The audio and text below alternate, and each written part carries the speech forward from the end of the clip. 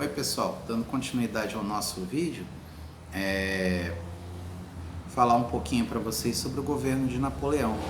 Napoleão, quem é essa pessoa, professor? Um militar que fazia parte da elite do exército francês e que ao longo da Revolução foi construindo a sua história, construindo ali a sua importância dentro do exército e conseguindo o apoio das pessoas ligadas mais próximas ao povo, né? A população em geral, já que Napoleão não era um militar vindo da elite, né? Ele não era ele fez carreira militar desde o primeiro posto de soldado, né? Ele era uma criança pobre, ele veio de uma família humilde e aí ele conseguiu subir dentro da carreira militar. Como é que a gente pode, o que a gente pode falar de importante sobre Napoleão? Como é que ele chegou a esse posto? Bom, justamente por causa das campanhas militares durante a Revolução, ele começou a ganhar notoriedade, importância e ele foi galgando posições até se tornar general. Quando a Revolução chega naquele patamar em que Robespierre é preso, julgado, condenado e executado, ele já é uma pessoa de importância política nessa época, né? Ele já é um general importante, tanto que ele vai ajudar a formar o próximo governo. Você vai ter o golpe de 18 Brumário, né? Que vai ser uma mudança nas características da República Francesa. Você tem um diretório, né, da qual um dos principais responsáveis pelo diretório, a figura mais importante era o Robespierre. Então, quando Napoleão entra, ele e o grupo dele se articulam e mudam o diretório e transformam isso em consulado. Tem a data aqui. Se vocês olharem lá na página 81 não, desculpa, na página 79, está falando sobre o golpe, do 18 de Brumário, que foi em 9 de novembro de 1799, né, e que levou e criou a figura do consulado. Não era mais um diretório com 5 pessoas governando a França. Agora era uma pessoa... Mas por que o Robespierre tinha tanta importância? Porque tinha uma capacidade de oratória, ele tinha uma capacidade de convencimento e um conhecimento sobre direito incrível. Ele era chamado de incorruptível, né? Aquele que não se corrompe. Então por que ele morreu, professor? Ele morreu porque ele viajou na maionese, vamos usar esse termo, né? Ele passou a achar que tinha mais poder do que qualquer outra pessoa poderia ter. E isso foi ruim para ele, isso foi muito negativo para ele, né? Fato é que com o golpe, né, de 18 de Brumário e o nascimento de uma nova configuração política para a França, uma nova fase na Revolução, para alguns historiadores eles entendem que é uma nova fase na Revolução. Eu sou daqueles que acredita que a gente teve aqui o fim da Revolução e você já tem um novo momento, né? Houve mudanças significativas no plano dos costumes, né? Por exemplo, eu falei lá atrás para vocês que quando a sentença de Luís XVI foi lida, ele foi chamado de o cidadão Luís XVI. Não sequer pronunciou o nome Senhor. Então, não se utilizava mais essa forma de tratamento, né? Então, é importante a gente entender o seguinte: o Napoleão chega ao poder, mas chega ao poder como? Pela Constituição, professor? A Constituição vai passar por uma mudança, por uma reforma. E se vocês forem lá para a página 83, vocês vão ver essa reforma que foi feita na Constituição. Em dezembro de 1799, uma nova Constituição foi assinada levando Napoleão ao cargo de primeiro cônsul. O artigo 41 da Constituição diz uma coisa muito... Eu nunca vi uma Constituição que fala especificamente de uma pessoa. Essa tinha especificamente um artigo falando sobre Napoleão. Se você pegar a Constituição de 88, você não vai ter nenhum momento falando ali sobre Sarney, nem falando sobre Fernando Henrique, nem falando sobre Itamar Franco, nem sobre Fernando Collor, nem sobre Luiz Inácio Lula da Silva, nem sobre Dilma e muito menos sobre Bolsonaro. Por quê? Porque a Constituição ela é para ser usada de maneira geral, é uma lei que serve para todos. Não tem um artigo específico lá que fala exclusivamente do governante, porque aí a gente está caracterizando o quê? Uma espécie de retorno ao quê? Ao absolutismo, né? E ele tinha essa característica autoritária, né, de um militar, o nosso amigo Napoleão Bonaparte. Que isso fique bastante claro. Ó, na página 83, o artigo 41 diz o seguinte: o primeiro cônsul promulga as leis. Ele é o primeiro cônsul. O primeiro cônsul promulga as leis. Nomeia e revoga livremente os membros do Conselho de Estado, os ministros, embaixadores e outros agentes internacionais, os oficiais do Exército de terra e de mar, os membros das administrações locais, não sobrou nada, né? Ninguém aqui elege nada, tudo é ele. Então, você teve um retorno ao absolutismo, se vocês forem pensar bem. Os comissários do governo, junto aos tribunais, nomeia ainda todos os juízes criminais, e cíveis, e que não sejam juiz de paz. Ufa, pelo menos alguma coisa, né? O juiz de paz, gente, é o juiz que faz casamento, tá? Para você ver que coisa engraçada. Quer dizer, todo o poder político ficou nas mãos de Napoleão Bonaparte. E os juízes de cassação sem poder revogá-los. Artigo 42. Para os outros atos do governo, o segundo e o terceiro cônsules têm voz consultiva, ou seja, não apitam em nada, eles podem ser consultados. Então, quem manda de verdade no país é o primeiro cônsul. O artigo 41 e 42 está dizendo claramente isso. Se vocês tiveram dificuldade por conta do próprio vídeo, que tem que ser muito rápido, gente, vocês deem uma lida, tá na página 83, logo aí tem uma imagem de Napoleão com uma roupa vermelha, mas ele não é comunista não, tá? É porque era comum, por exemplo, a nobreza usar cores vivas, o vermelho, o verde, o azul, roxo, eram cores que em geral os nobres utilizavam. E assim, houve a Revolução Francesa, houve uma mudança de costumes, mas sempre fica uma coisinha lá no fundo, né? Aquele gostinho de querer ser nobre, né? Sempre existe. Das realizações do governo de Napoleão nessa primeira fase, foram coisas boas? Excelentes. Foi extremamente importante o governo de Napoleão para consolidar os ideais da Revolução Francesa, que eles não deram conta de colocar em prática tudo. Eles não deram conta de colocar em prática tudo por uma razão muito simples. Foram muitos anos de guerra civil. Então muita coisa ficou devendo. Teve muita gente morta e enterrada. Mas finanças, segurança, administração pública, justiça e educação, essas coisas não foram postas em prática. As ideias mais primordiais, mais bonitas do iluminismo não tinham sido colocadas em prática ainda. E é por isso que algumas vezes já aconteceu de alunos me retrucarem assim: ah, professor, iluminismo é uma porcaria, o iluminismo produziu a Revolução Francesa e morreu uma... Não, as pessoas não morreram por causa do iluminismo.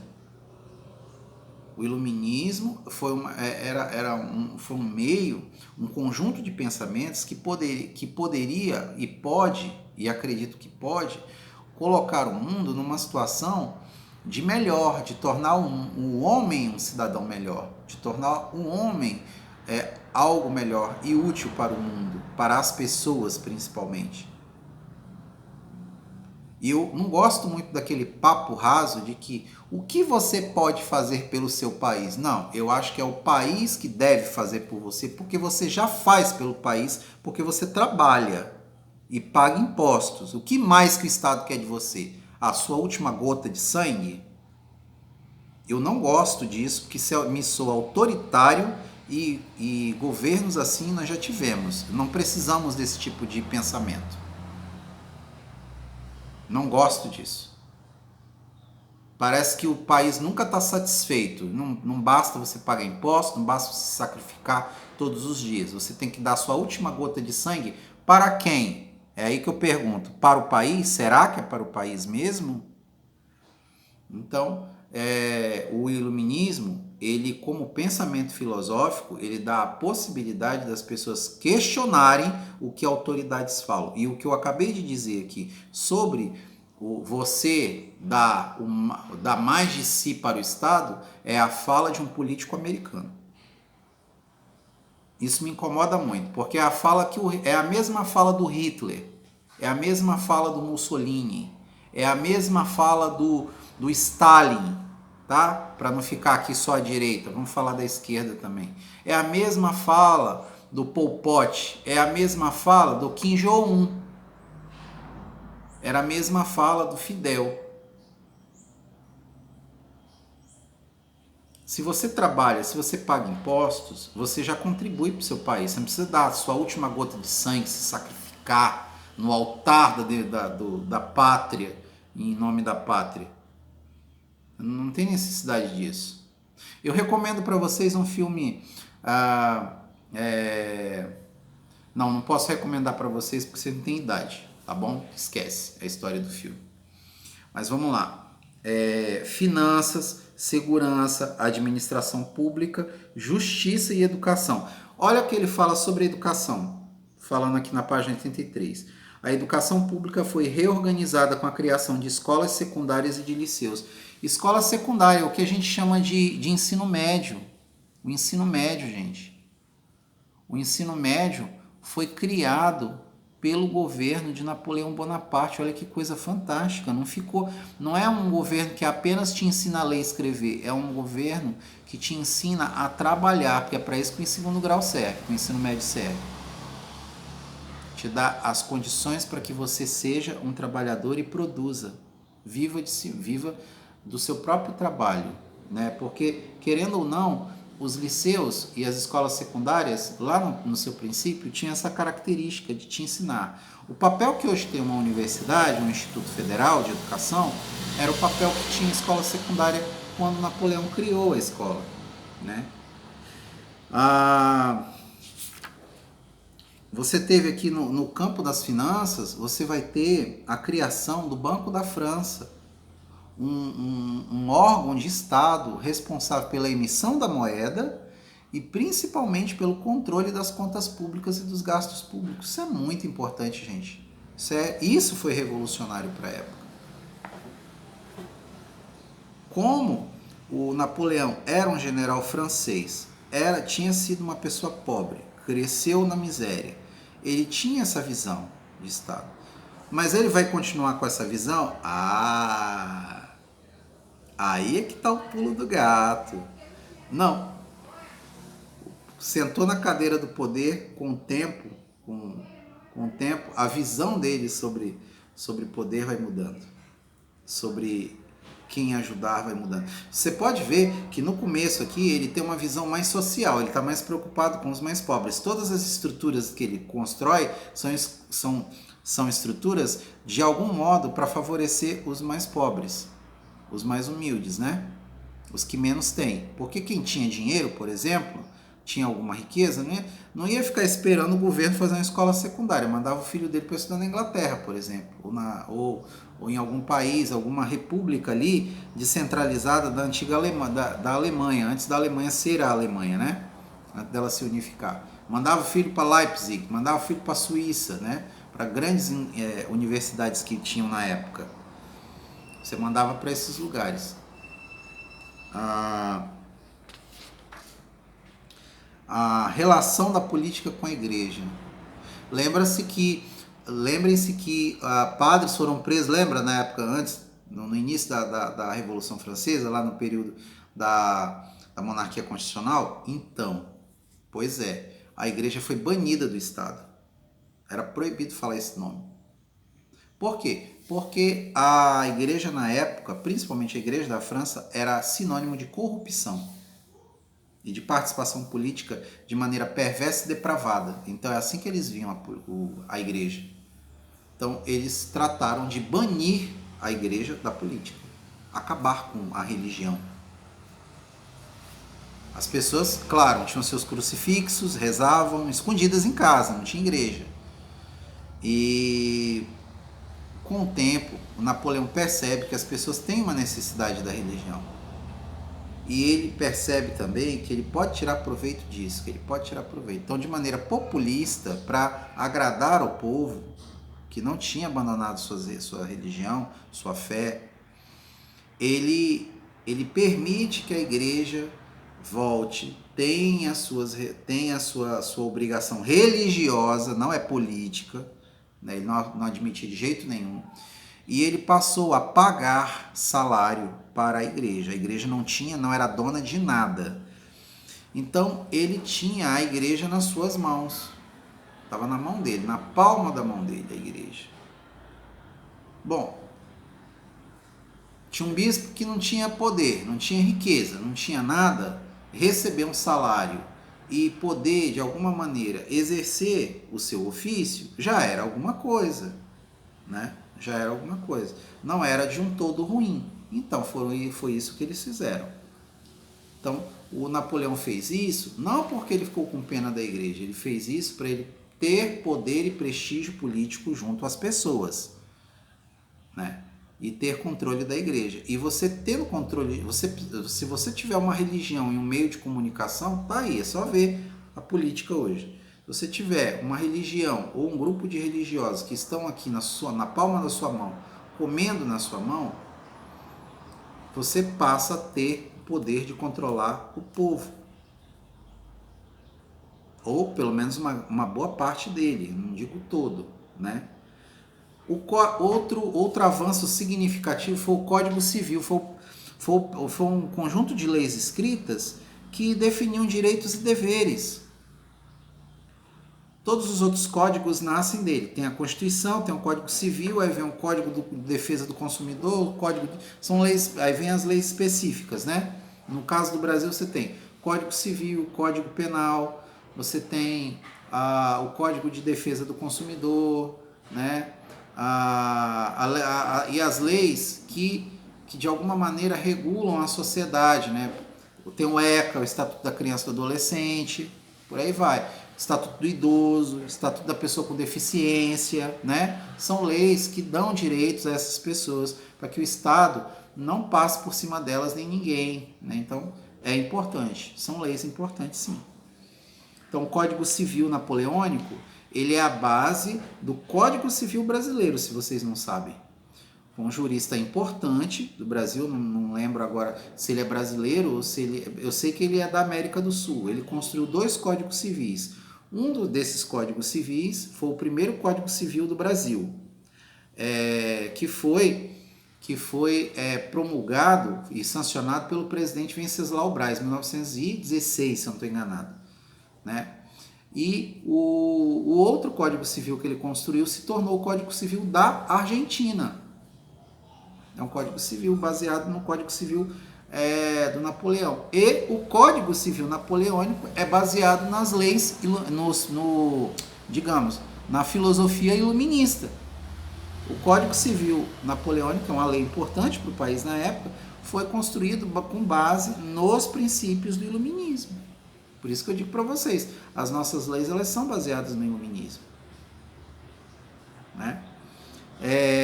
De cônsul, ele logo na largada aqui, ele deu um jeito de limitar o poder dos outros 2 cônsuls, ele passou a ser um. Depois, com o tempo, ele tirou os caras de cena e se tornou o único cônsul. De cônsul, ele se tornou imperador.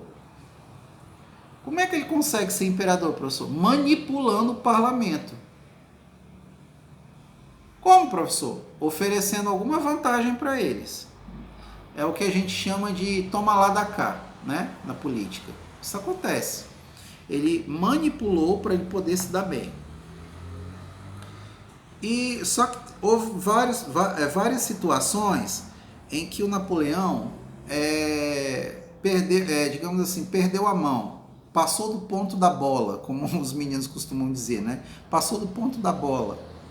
Por exemplo, a invasão desastrada que ele quis fazer na época na Rússia, tentou invadir a Rússia num período muito ruim, que era o inverno, e aí perdeu uma quantidade absurda de soldados, né? Teve que voltar para casa, humilhado, ainda pedir ajuda do czar, do imperador da Rússia, para voltar para casa, passou por essa humilhação e, no fim das contas, isso enfraqueceu ele politicamente e fez com que ele perdesse o poder, né?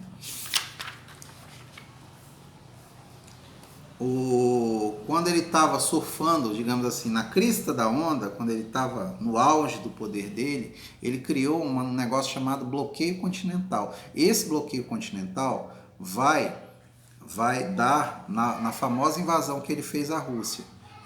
Como é que aconteceu, professor? O que era o bloqueio continental? Todos os países da Europa que estavam sob a intervenção do exército de Napoleão não deveriam, de maneira nenhuma, comprar ou vender da Inglaterra para a Inglaterra. Por quê? Porque a França era inimiga, né, histórica da Inglaterra. E aí alguns países desobedeceram essa diretriz, essa ordem, né? Essa ordem unilateral do Napoleão. Só que deu ruim, deu muito ruim. O que aconteceu? O exército de Napoleão resolveu invadir a Rússia, que a Rússia continuou estabelecendo relações comerciais com a Inglaterra, dependia da Inglaterra. Depois foi a Espanha. A Espanha resolveu não obedecer ao bloqueio continental, foi invadida e ocupada, e aí foi terrível a invasão de Napoleão à Espanha, né? Depois a ameaça dele invadir Portugal. Portugal tinha uma relação mais próxima da Inglaterra do que da França, só que o rei, na época, o príncipe regente de Portugal, Dom João VI, o famoso Dom João VI, pai de Dom Pedro I, ficou mais ou menos ali em cima do muro, fazendo aquele, não, calma, fazendo a turma do deixa disso, estabelecendo relações comerciais com a França, mas estabelecendo relações comerciais com a Inglaterra, assim desobedecendo Napoleão. E mesmo assim, ele continuou. Então, enquanto ele fazia de conta que não estava desobedecendo a França, ele organizou a partida dele para o Brasil. Foi o que acontece, né? Isso mais tarde faz com que a família real venha para o Brasil, bloqueio continental. Numa dessas, a Rússia desobedece o bloqueio continental, e aí, para retaliar e dar o exemplo, o Napoleão invade a Rússia. Só que deu ruim para o Napoleão, como eu já disse para vocês, né? Ele invadiu a Rússia num período ruim, os russos saíram da cidade de Moscou, foram para as montanhas, se abrigaram lá e deixaram o exército francês no meio do inverno. As tropas de Napoleão não conseguiam nem ir para frente, nem voltar para trás, porque ficaram presos no gelo, não tinham o que comer, não tinham o que beber, morreram de fome e morreram de doenças, né? As percas em termos de vidas humanas foram terríveis, né? Não sei aqui se está falando aqui você tem aqui um exército, aqui com aproximadamente 180 mil homens e simplesmente a França perde mais da metade desses soldados numa campanha militar desastrada, né, que não tinha a menor chance de dar certo por causa do inverno. O maior general russo foi o inverno. Tá aqui, ó. Você tem temperaturas aqui inferiores a 30 graus centígrados. É frio pra caramba. Nem a geladeira, o congelador é tão frio. Acompanhado por menos de 100 mil homens, ele chegou a Moscou, né?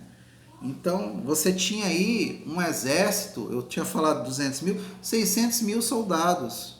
Está no livro de vocês na página 87, no terceiro parágrafo da página 87. 600 mil homens ele mobilizou para a campanha e voltou para casa com menos de 100 mil. Ele perdeu 500 mil de pessoas, 500 mil soldados ele perdeu numa campanha militar. Isso foi desastroso, isso acabou com a vida política de Napoleão, né? Ele mesmo faz um acordo, faz um tratado, né, o chamado Tratado de Paris, em 1814, né? em 1814. Aí em 1815 ele sai do exílio dele, ele ficou exilado, né? Prometeram uma pensão para ele ficou exilado na ilha de Elba. Ficou certo que ele receberia uma pensão, um valor, né, para manter ele, e ele ficou na ilha de Elba, uma pequena ilha que tem ali na região ali da Europa, e não deu muito certo. Ele organizou um possível levante, né? Foi vencido na Batalha de Waterloo em 1815 e foi preso na ilha de Santa Helena e morreu em 1821, com 51 anos de idade. Depois disso foi criado o chamado Congresso de Viena. O que era o Congresso de Viena? Foi um grupo de reis que se reuniram para criar uma defesa contra possíveis Napoleões que viessem a existir no futuro. E assim nasceu a Santa Aliança, né? Nasce a Santa Aliança, foi a primeira organização militar para tentar de alguma maneira se proteger de um possível aventureiro como foi Napoleão, né, que ameaçou, digamos assim, algumas nações da Europa, né? E esse cenário político foi um cenário político da qual a França ficou muito prejudicada. A França se desenvolveu, cresceu durante uma fase do governo de Napoleão, e depois Napoleão levou a França à bancarrota, né? Deixou a França em pedaços, né? Em uma situação financeira, uma situação econômica muito ruim, né? Então, para muitos historiadores, a história da França se mede juntamente com a história da Revolução Francesa, pensada junto com o período de governo de Napoleão, né? Outra coisa, a França perdeu muito. O território da França voltou a ser como era antes da decapitação de Luís XVI, ou seja, a França voltou a ser a França de 1814, um território bem pequenininho, bem menor do que tinha se tornado. Ela tinha ganhado um grande poderio e ficado com um território muito grande, e depois, por causa desse malfadado conflito que o Napoleão se envolveu, prejudicou muito a França no processo de desenvolvimento dela, né? E acredito que na próxima aula a gente vá falar um pouco disso, não mais sobre a França, mas falar sobre os processos de independência na América que foram desencadeados pelo período de governo de Napoleão, tá certo? A gente se vê na próxima aula. Grande abraço a todos.